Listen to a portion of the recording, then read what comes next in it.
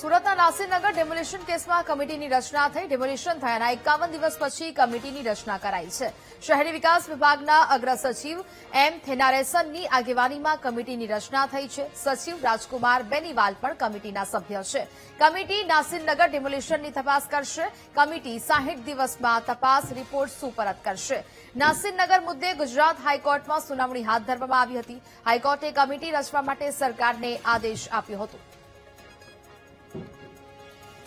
સંવાદદાતા Mehul phone line પર જોડાયા છે. મેહુલ, સુરતના નાસિરનગર ડિમોલિશન કેસમાં હવે કમિટીની રચના થઈ છે, શું અપડેટ?